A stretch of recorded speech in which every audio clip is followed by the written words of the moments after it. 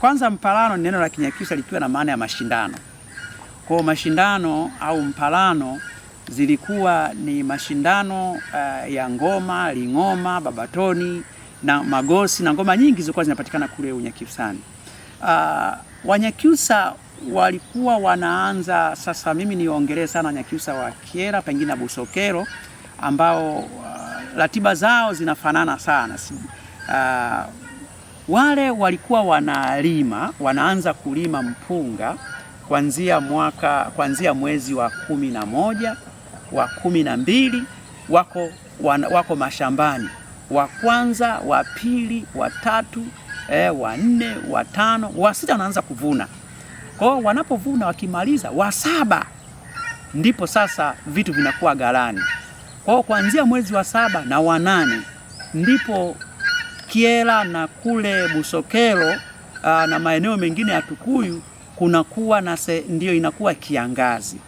Kwa watu wanafika pale wanasherekea kwa ngoma hizo za mpalano.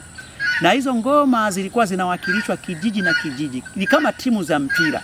Kwa watu wanaposikia ngoma, kwa mfano nasema labda ngoma ya Rugombo, maana yake inatoka kijiji cha Rugombo. Ngoma ya Njesi inatoka kijiji cha Njesi. Kwa zile ngoma ya Kilasero inatoka kijiji cha Kilasero.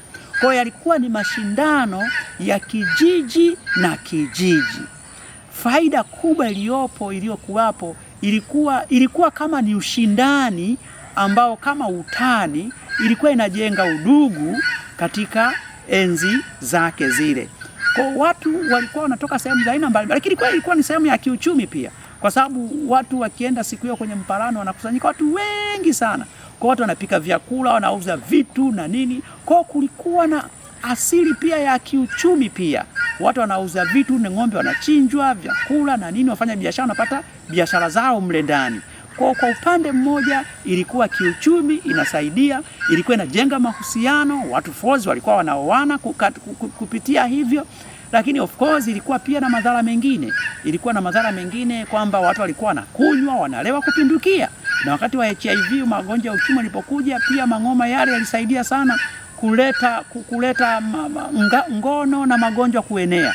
Kwa kuna madhara pia kwamba yalikuwa yanatokea kwamba ilikuwa inaambukiza magonjwa, lakini yale madhara ukilinganisha na haya mengine ya kuziunganisha jamii na nguvu za kiuchumi yalikuwa ni madhara madogo sana. Lakini lingine inajenga utamaduni.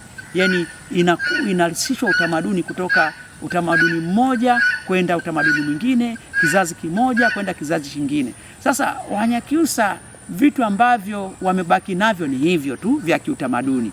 Kwa hiyo vikifa vitu kama hivyo hakutakuwa tena historia ya Mnyakyusa kwa sababu vitu vingi vinaondoka. Kwa hiyo mimi naona kwamba ni moja ya sifa kubwa, ni moja ya heshima kubwa, ni moja ya historia kubwa. Tuboreshe yale madhaifu, tuongeze yale mengine ya kiuchumi ili iweze kuwa na tija kubwa sana kuhusiana na mambo kama haya.